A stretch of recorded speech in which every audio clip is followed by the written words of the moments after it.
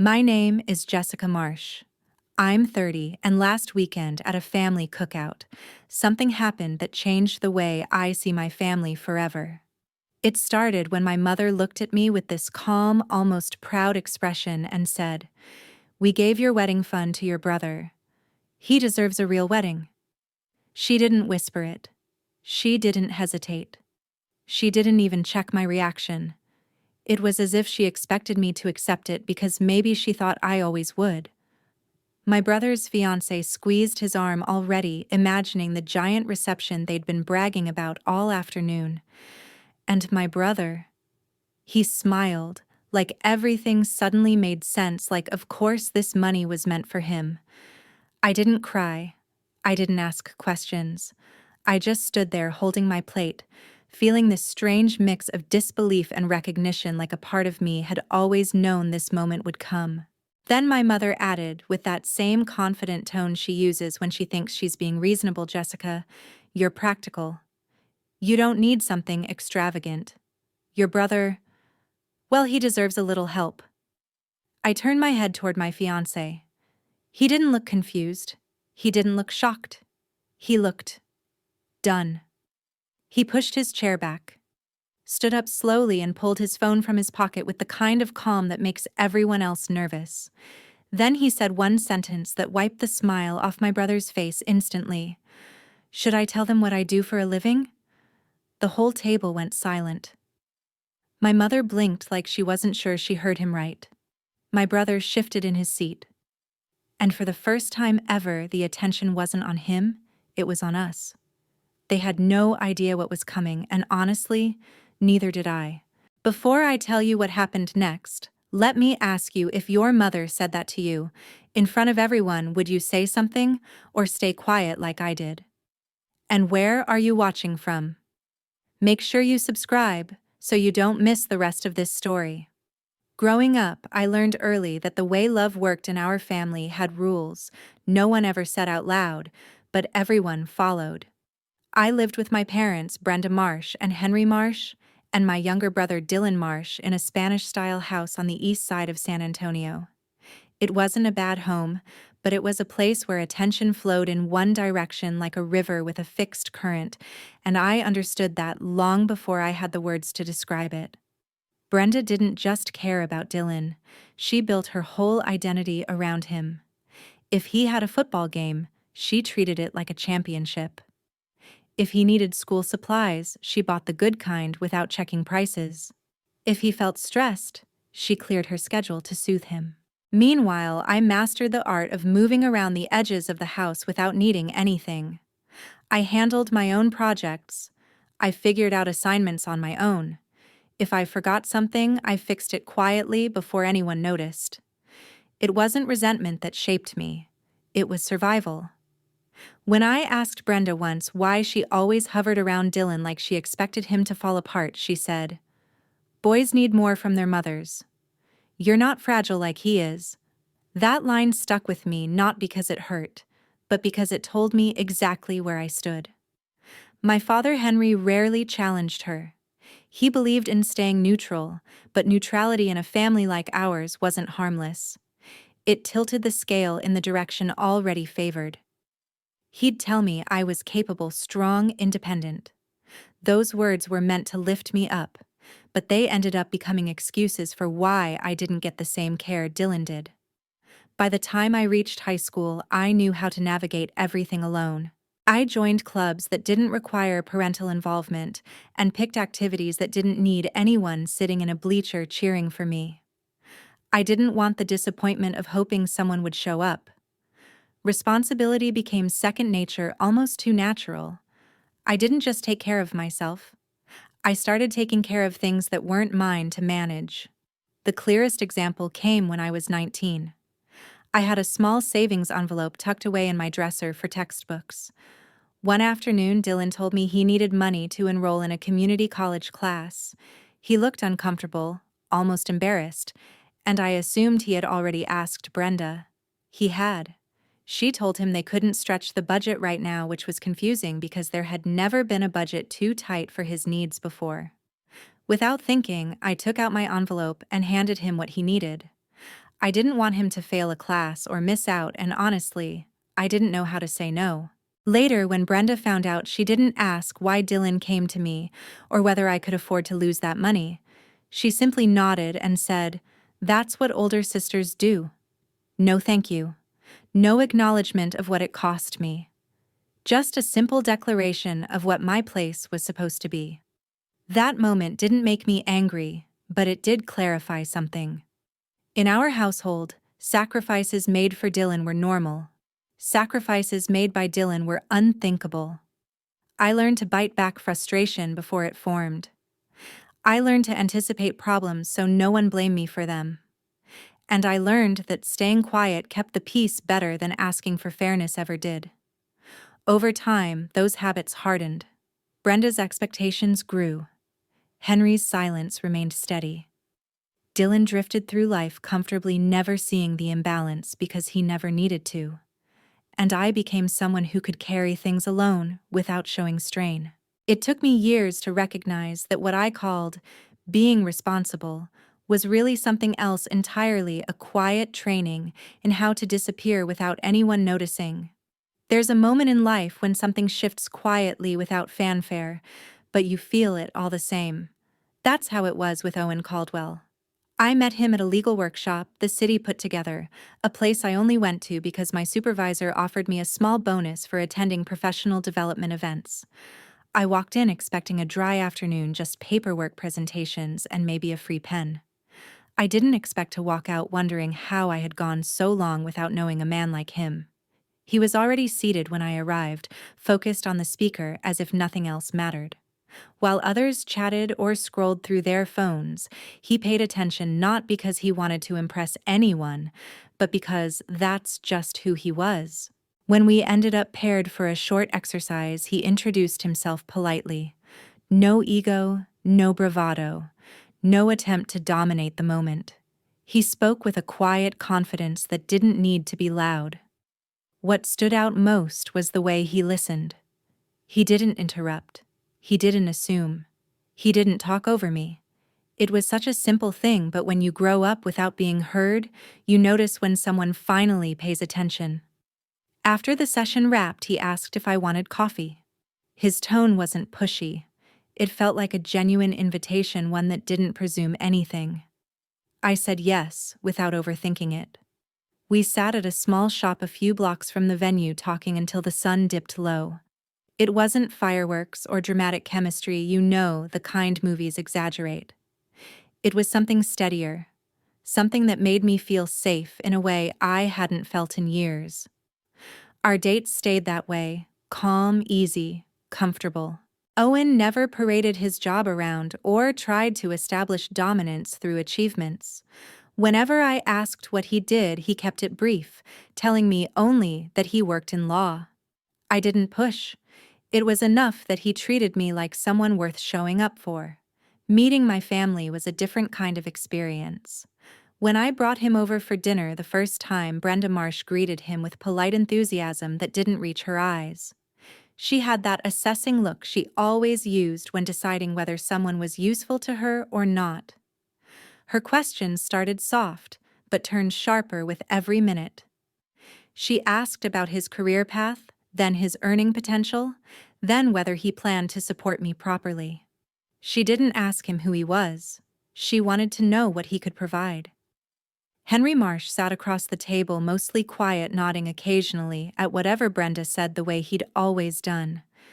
His silence had always felt like agreement dressed up as neutrality. Owen stayed composed throughout, giving honest but understated answers. He didn't try to impress her, didn't exaggerate, didn't meet her probing with arrogance. The more she tried to evaluate him, the more dignified he became, and the more uncomfortable I felt with the contrast between how she treated him and how he treated her. After dinner, we got into his car and sat in the driveway for a moment. He didn't complain about my parents or make fun of the interrogation. He just looked at me and asked if the night had been hard for me. That single question held more care than anything my family had offered me in years. Not long after that, Brenda and Henry announced they had set aside a wedding fund years earlier, one they promised would be equal for both children. It was the first time I'd heard them talk about fairness like it was a principle in our home, and for a moment, a tiny part of me believed them. Around the same time, my brother Dylan Marsh proposed to Cara Lane. Cara wanted the kind of wedding people posted about: online lavish decor, extravagant venues, an event designed to impress everyone who attended. Dylan nodded along with her ideas, while Brenda practically glowed every time Cara talked about her plans. Meanwhile, Owen and I started planning something small, just close friends and a simple ceremony we could afford ourselves. We didn't need anything extravagant. We just needed a little support, the support they claimed would be equal. At the time, that promise still meant something to me. I didn't know how quickly it would fall apart. By late afternoon, the heat had settled into the air the way it always did in our part of Texas, and as Owen and I walked through the side gate into my parents' backyard, I could feel the familiar mix of smoke spice and chatter drifting around the tables. The grill was loaded with brisket and sausages, the fans clipped to the patio rafters hummed loudly, and, from somewhere beyond the fence, a neighbor's radio played old country songs that blended into the noise of people talking over each other. It was the kind of weekend gathering my family treated like a tradition, even when the conversations underneath it weren't as warm as the food. Cara spotted me almost immediately and waved me over with the energy of someone who never doubted she belonged at the center of things. Before I could even set down the bowl I brought, she was scrolling through her phone, eager to show me pictures of her statement: pieces, a ballroom with draped ceilings, cascading flowers, and a lighting setup she described as cinematic. Dylan hovered beside her, nodding to every detail, though his eyes looked like he was mentally calculating costs he couldn't keep up with. Brenda joined us with the confidence of someone stepping onto her own stage. She glanced at Cara's phone and sighed dramatically the way she did when she wanted everyone to appreciate her taste. "Cara just understands elegance," she said, turning to me with that too pleasant smile that always came before something sharp. Jessica was never much for romantic ideas. "She's more sensible." She said sensible the way some people say plain. Henry kept his attention on the ribs, tapping the tongs against the grill like he was keeping rhythm for his own escape plan. Brenda didn't need him. She'd mastered making her opinions feel like facts without backup. Cara laughed in a soft, pleased way, brushing hair from her shoulder. "Some weddings are about creating a moment," she added. "Mine is going to be unforgettable." The timing of it made the words land heavier than they should have. Brenda took that as her cue to continue, her tone shifting into something that sounded like an announcement. "Honestly, I'm relieved the wedding fund is finally being put to real use," she said. "A proper celebration deserves proper support, and Cara appreciates the effort." For a split second I thought I'd misheard her. She looked directly at me as she spoke, as if waiting to see whether I'd understand the implication without her having to say it out loud. Cara turned toward Dylan with bright anticipation. "Should we tell them?" she asked. Dylan's shoulders tensed. He glanced at me once before looking down at his shoes. Brenda gave a satisfied nod, like everything was unfolding exactly as she intended. "Jessica, she said we went ahead and moved your wedding fund over to Dylan. His wedding needs the help more, and you've always preferred simple things anyway." This arrangement made the most sense. She said it with the calm finality of someone discussing a grocery list, not a promise she had broken without hesitation. Cara smiled like she'd won a prize she already believed she deserved. Dylan looked apologetic but didn't speak. The noise around me seemed to fade, replaced by an uncomfortable stillness in my chest. I didn't raise my voice or ask her to repeat herself. I just stood there holding a cup that suddenly felt too light in my hand. My throat tightened as the familiar ache of being dismissed crept in, the kind I hadn't felt in years. In that moment, while the crowd laughed and the smoke drifted toward the fence line, I caught myself wondering if anyone else could stand in front of their own family, hear something like that, and still manage to keep their face steady. The thought came and went, quickly replaced by the sound of a chair scraping behind me.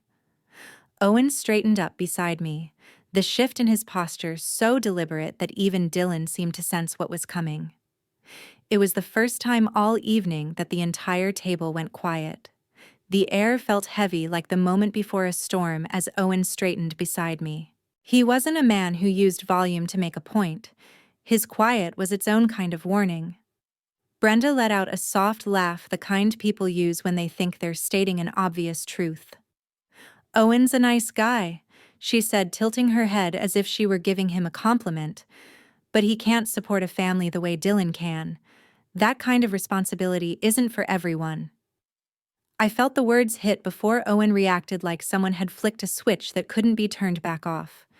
He reached calmly into his pocket, pulled out his phone, and unlocked it without a trace of hesitation. Dylan shifted uncomfortably, sensing something was about to snap. Owen set the phone down on the table in front of my parents and tapped the screen once. "I think it's time we clear up a few assumptions," he said, his voice even, but unmistakably firm. The website of his firm filled the screen. Not a generic employment page, the partners page. I watched the realization move across the table like a slow wave. There he was, Owen Caldwell, listed among the firm's youngest partners, complete with credentials, case summaries, and a short feature by a state bar journal. Brenda leaned closer, her breath catching. Henry's eyes widened in a way I had never seen. Kara stopped smiling entirely. Dylan looked from the screen to Owen, then back again, as if the page might disappear if he blinked hard enough. "Why didn't you ever say this?" Brenda finally asked. There was no confidence left in her voice, only disbelief. Owen didn't miss a beat.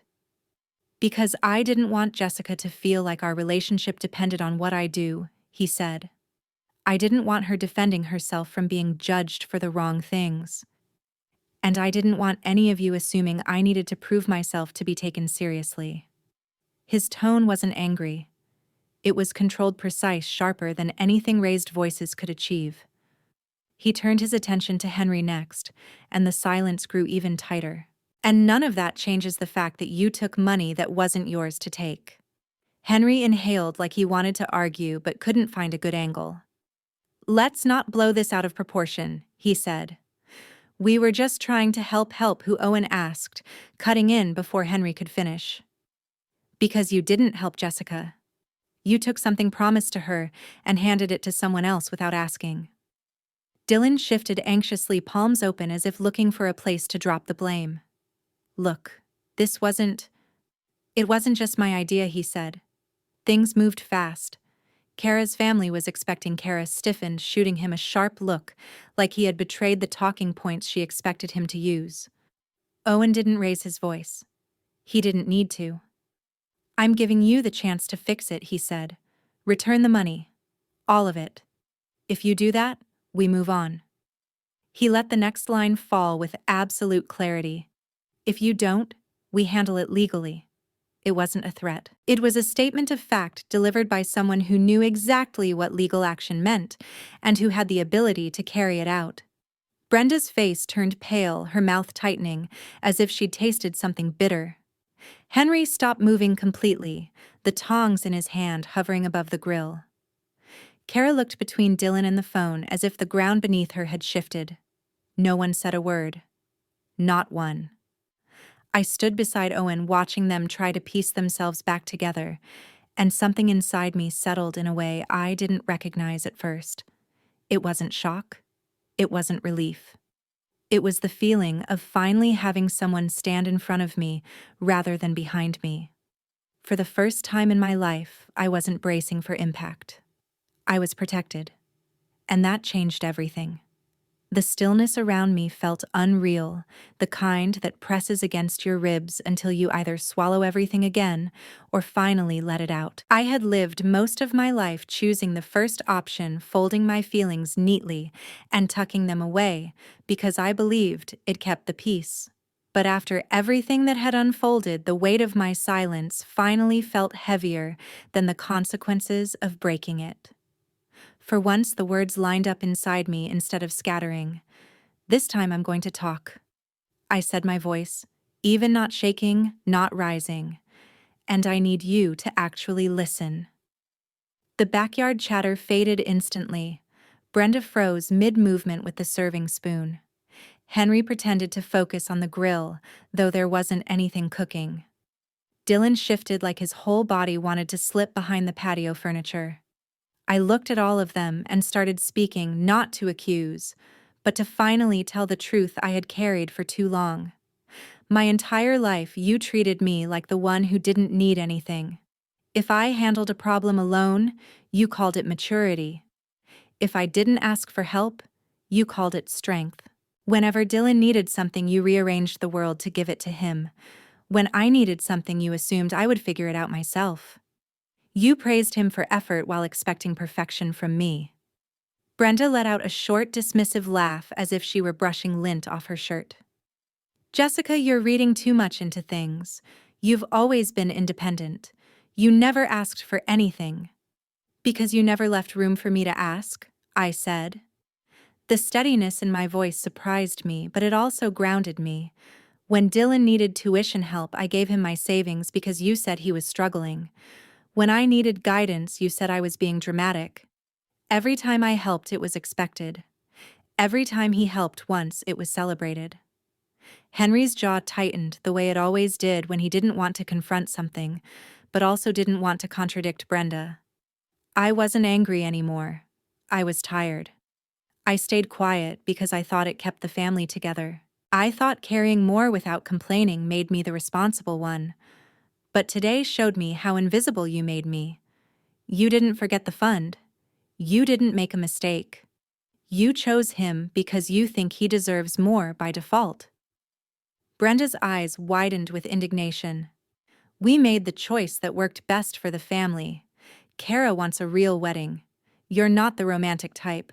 You've always been practical. And I'm tired of being punished for being practical, I said. I'm tired of you acting like Dylan's needs automatically outweigh mine. I'm tired of being the one you assume is fine because I don't fall apart in front of you. Dylan finally tried to speak. Jess, I didn't tell them to give it to me. I know, I said. But you didn't push back either. He swallowed and looked down, unable to meet my eyes. I felt something inside me settle, not anger, but clarity. I'm not asking for an apology. I'm not asking you to fix everything. I'm laying down a boundary. I looked directly at both Brenda and Henry. Return the money and we move forward. Don't return it and I'm done. I won't pretend we're close. I won't show up to smile in pictures. I won't keep trying to earn the bare minimum. Brenda opened her mouth but nothing came out. Henry stared at the ground as if it might offer him a response. Their silence told me everything they never said out loud. Owen reached for my hand, not pulling, not leading, only offering a place to steady myself. I chose to take it. We walked toward the gate, my steps slow but sure. No one followed. No one tried to stop us. No one said my name. Fear flickered in my chest, but beneath it something lighter began to rise, the quiet relief of finally choosing myself. A few weeks later, the consequences started unfolding in ways none of them could hide from. The morning the money arrived in my account, the full amount written out in words on the transfer note, I stared at the screen for a long moment. No apology. No explanation. Just the money, like they were checking off an obligation they never meant to keep. That silence told me everything about where I stood with them. Meanwhile, the ripple effect hit their lives faster than I expected. In my parents' church circle, whispers spread quietly. People there never confronted anything directly, but their comments always carried an edge. They asked Henry how the family was holding up, or mentioned they had heard things got complicated with the weddings. For a man who cared about dignity more than honesty, those polite questions were torture. He stopped staying after service, no longer lingered to chat, and avoided the community events he once showed up for without fail. Brenda had her own storm to handle. Kara's parents, who had been fed promises about a ballroom celebration, were suddenly told the wedding would be held at a smaller venue across town. Everything Kara had bragged about, luxury decor, a hotel ballroom, a high-end planner, disappeared from the plans. She was furious not just at Dylan, but at everything connected to the sudden change. The tension between them built fast. Dylan tried to pretend it wasn't a big deal, but anyone around them could see he was struggling to keep their relationship from falling apart under the pressure. At the same time, I felt my own life steady in a way I'd never experienced growing up. Owen and I focused on building a celebration that felt like us. We booked a rooftop venue overlooking downtown San Antonio, a warm space with soft lights and an open skyline. It wasn't grand, it wasn't meant to be. It was simple, genuine, and full of the kind of calm I'd been chasing for years without realizing it. When we finalized the guest list, I didn't hesitate. Brenda wasn't invited. Henry wasn't invited. Dylan and Kara weren't either. There was no satisfaction in excluding them, only clarity.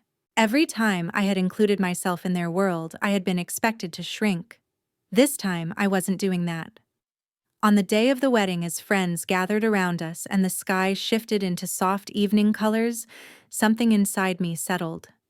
Owen looked at me with that quiet certainty he always carried, and I realized that this was what it felt like to be surrounded by people who actually valued my presence rather than took it for granted.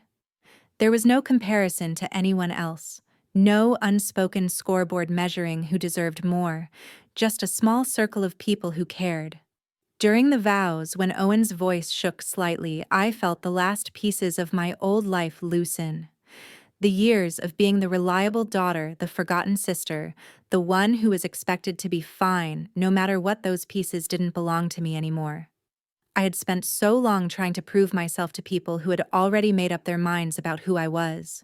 Standing on that rooftop with the city lights appearing just beyond the railing, I understood that walking away from them wasn't a loss.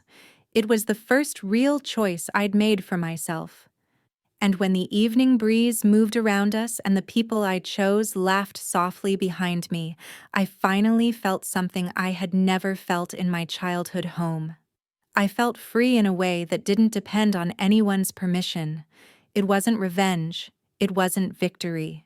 It was peace, a kind I had earned by stepping out of their shadow for good.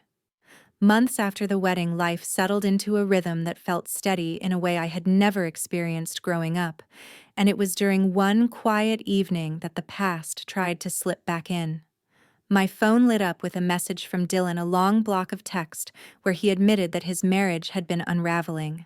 He wrote that Kara had expectations he never seemed able to meet, that their arguments looped around money, effort, and the pressure of keeping up an image she insisted on maintaining. He said he felt drained, confused, unsure how everything had gone wrong so quickly, but he didn't mention me or what he had taken part in. Reading it, I realized that for the first time his problems didn't trigger guilt or obligation in me, they simply belonged to him. A few days later, I found an email from Brenda with a subject line that tried to sound gentle. "Can we talk?" She wrote that she missed having the family together, that misunderstandings had gotten out of hand, and that she believed we should sit down and reconnect like before. The message avoided every hard truth, no acknowledgement of the favoritism, the dismissal, or the scene Owen and I walked away from. It carried the tone of someone hoping time had softened everything enough that we could pretend the past didn't exist. I read it twice, felt the familiar tug in my chest, the old instinct to smooth things over so no one felt uncomfortable, then clicked out of the email without replying. I had learned that silence can be a boundary too. For most of my life, I believed enduring pain quietly was the price of staying connected, but choosing myself taught me something different. Boundaries don't end. Families, people do when they refuse to treat each other with respect. Protecting my peace wasn't rebellion. It was recovery. It took years to understand that not every relationship deserves endless access, and not everyone who shares your last name deserves a place in the part of your life you're building with intention. Owen never pushed me to reconsider or encouraged me to find excuses for them. He simply stood beside me with a steadiness that made the path forward feel less like a rupture and more like a beginning. One evening after work, I stepped out onto the balcony of our apartment. The sun was folding into the skyline, casting a warm amber glow across downtown San Antonio. The breeze carried the faint sounds of traffic, the kind of distant hum that makes the city feel alive without feeling overwhelming. I leaned on the railing and watched the lights flicker on across the buildings, each window a small square of someone else's story. For the first time, mine felt fully my own. I thought briefly about Dylan's message, about the weight he was carrying now, about how much of it he had helped create without realizing the cost. I thought about Brenda's email, the way she tried to bypass accountability with sentiment, and how easily I once would have stepped right back into that dynamic. But the thought drifted away almost instantly. The peace I felt wasn't rooted in their remorse or their struggles. It came from knowing that the version of me who lived for their approval no longer existed. I didn't need them to see my worth to feel it. As the last streaks of light faded into the horizon, I took a slow breath and felt something settle inside me, a quiet assurance that cutting ties wasn't an act of anger or revenge. It was simply the moment I finally chose to stop shrinking to fit a place that was never built for me. And standing there above the city watching night settle over San Antonio, I knew, with absolute clarity, that I had chosen right. Thank you all for taking the time to watch the video. If you found this story meaningful, don't forget to like, leave a comment sharing your thoughts, and subscribe to the channel so you don't miss any upcoming videos.